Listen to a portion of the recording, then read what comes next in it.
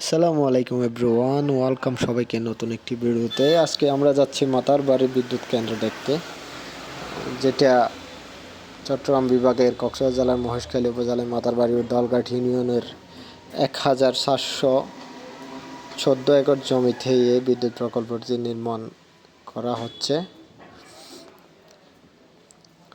বিদ্যুৎ কেন্দ্রের উৎপাদন ক্ষমতা 1200 মেগাওয়াট। মহেশখালীতে প্রথম বিদ্যুৎ কেন্দ্র স্থাপনের ফলে অনেক পর্যটকের সমাগম হয় এখানে মাতারবাড়ি দলঘাটার মধ্যে। নতুন রাস্তা করছে, যেটা মেরিন ড্রাইভের মতো।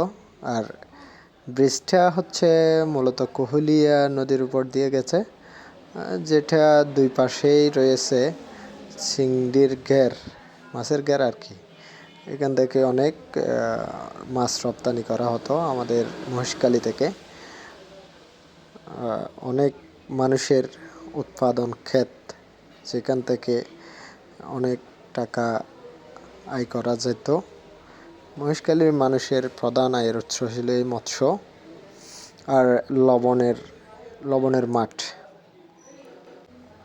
আমরা এখন কোহলিয়া নদীর উপরে যেটা নবনির্মিত ব্রিজ আছে ওইটার উপরে, ওইটা যেগুলো দেখা যাচ্ছে ওইগুলো হচ্ছে যে মাতারবাড়ি তাপবিদ্যুৎ কেন্দ্র আর কয়লা বিদ্যুৎ কেন্দ্র আর তাপবিদ্যুৎ কেন্দ্র, যেটাই বলেন ওই বিদ্যুৎ কেন্দ্র। আমাদের সাথে আছে কাইয়াস টুটুল, আর আমার পিলিয়ন হচ্ছে যে সুমন। এখানে ওইটা যেটা দেখা যাচ্ছে ওইটা হচ্ছে যে কয়লা বিদ্যুতের যেটা খুঁটি আছে ওইটাই। এগুলো হচ্ছে যে মূলত কয়লা বিদ্যুতের এরিয়া। আর এই মাতারবাড়ি গভীর সমুদ্র বন্দর, যেটা কয়লা বিদ্যুৎ কেন্দ্রকে সামনে রেখে যেই বন্দর স্থাপন করা হয়েছে।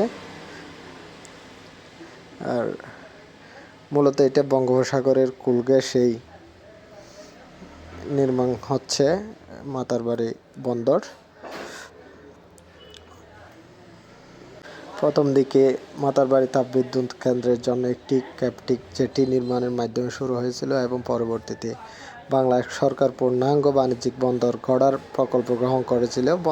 বন্দর নির্মাণের পর এটি হবে বাংলাদেশের প্রথম গভীর সমুদ্র বন্দর।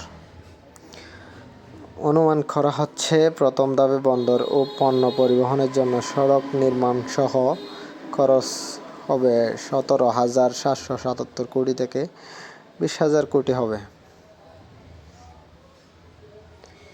কক্সবাজার মেরিন ড্রাইভের মতো এই সড়কটা দেখতেই। এখানে এখনো পর্যন্ত এই সড়কের কাজ চলমান, আর প্রায় শেষের পথে বলতে গেলে সড়কের কাজ। কিন্তু এখানে কোনো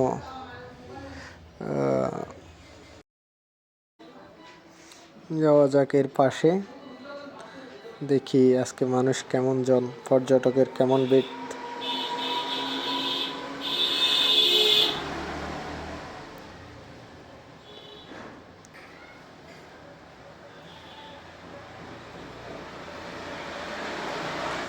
আমরা যাচ্ছি এখন এই কয়লা বিদ্যুতের মেইন গেট, যেটা প্রধান গেট, ওই গেটের সামনে। আর এর সামনে একটা পর্যটকদের জন্য নতুন একটা জেটি ঘাট আছে। এই জেটি ঘাটে অনেক মানুষের সমাগম হয় এখন, নতুন স্থাপনা, তাই পর্যটকের সমাগমও বেশি, কৌতূহলও বেশি দেখার। তাই বিভিন্ন প্রান্ত থেকে ছুটে আসে এই কেন্দ্র পরিদর্শন আর বন্দর পরিদর্শনে। এতে অনেক পর্যটকের সমাগম। এখানে কি নামবো এখন নাকি? আচ্ছা, সমস্যা নেই, ওই দিক থেকে ঘুরে আসা যাক, তারপর না হয় আসার সময় নেমে যাব। প্রায় পরিচিত মানুষ এখানে যারা আছে আমাদের এলাকারই বটে, ওই জন্য। এখন যাচ্ছি আমরা মাতারবাড়ি, ওই যেটা বন্দর, গভীর সমুদ্র বন্দর, ওইদিকে। এদিক দিয়ে মূলত মাতারবাড়ি থেকে রাস্তা দিয়ে দলঘাট পর্যন্ত যাওয়া যায়। দলঘাটের লাস্ট। এখনো পর্যন্ত সড়কটা ওইভাবে নির্মাণ হয় নাই, তবে শীঘ্রই শেষ হয়ে যাবে সড়কের কাজ।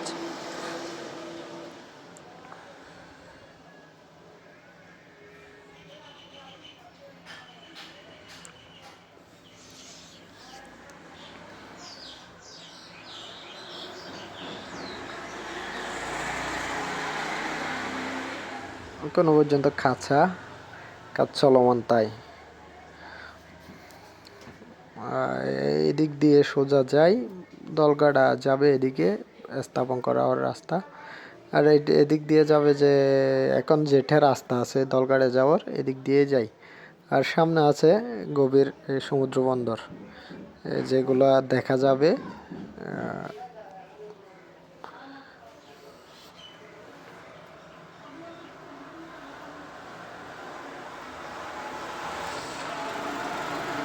মাতারবাড়ির বন্দরটি একটি কৃত্রিম পোতাশ্রয় নিয়ে গঠিত এবং এর নৌ চ্যানেল সমুদ্র প্রাচীর দ্বারা পরিবেষ্টিত। পোতাশ্রয়টি কন্টেনার ব্যর্থ ও বহুমুখী পণ্য বাড়তে মাধ্যমে পণ্য সম্ভার পরিচালনা করা হবে।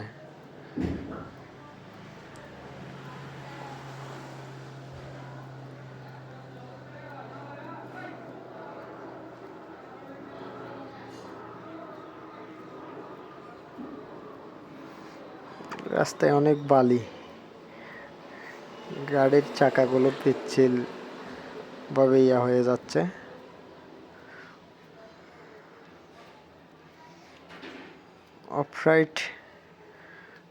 অফ রোডে রাইড করা একটু কষ্ট, তবুও চলে যাচ্ছি। আমাদের গন্তব্যস্থলে পৌঁছে গেলাম।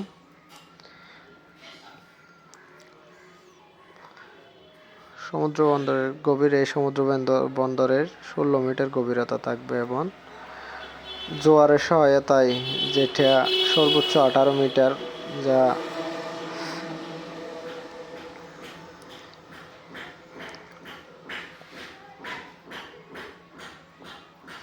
মাতারবাড়ি বন্দর স্থাপনের কাজে প্রায় 14.3 কিলোমিটার দীর্ঘ একটি নৌ চ্যানেল তৈরি করেছে জাইকা। এই তো যেগুলো দেখা যাচ্ছে ওইটা হচ্ছে যে কয়লা বিদ্যুতের যেগুলো ঘর আছে ওইগুলা আর জেটিগুলা। এই চ্যানেলের 350 মিটার